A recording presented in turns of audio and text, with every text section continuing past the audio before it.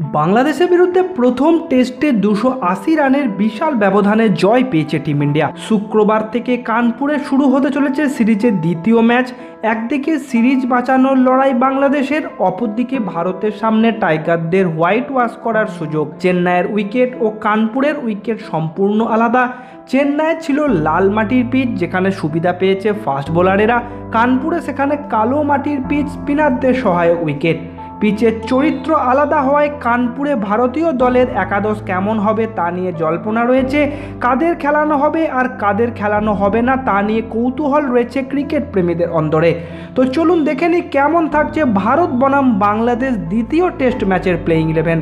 এখনও পর্যন্ত যা সম্ভাবনা তাতে 5 জন ক্রিকেটার সুযোগ পাবে না কানপুর টেস্টে। ভারতীয় দলের স্কোয়াড থেকে এই 5 জনকে বেঞ্চে বসতে হবে। রিজার্ভ বেঞ্চে বসা ক্রিকেটারদের তালিকায় থাকতে পারে বড় নাম। তো যে 5 ক্রিকেটার কানপুর টেস্টের প্রথম একাদশের সুযোগ নাও পেতে পারেন, তাদের মধ্যে সবথেকে বড় নাম হলো জসপ্রীত বুমরা। সামনে লম্বা টেস্ট ক্রিকেটের মরশুম থাকায় কানপুরে বিশ্রাম দেওয়ার একটা সম্ভাবনা রয়েছে বুমরাকে। এমনিতেই স্পিন সহায়ক পিচে ফাস্ট বোলারদের তেমন কাজ নেই।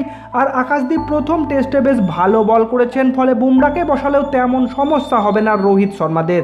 এছাড়াও আর যে 4 ক্রিকেটার বাংলাদেশের বিরুদ্ধে দ্বিতীয় টেস্টে সুযোগ পাওয়ার সম্ভাবনা নেই বললেই চলে, তারা হচ্ছে ইয়েস দয়াল, সরফরাজ খান, ধ্রুব জুরেল এবং আকসার প্যাটেল।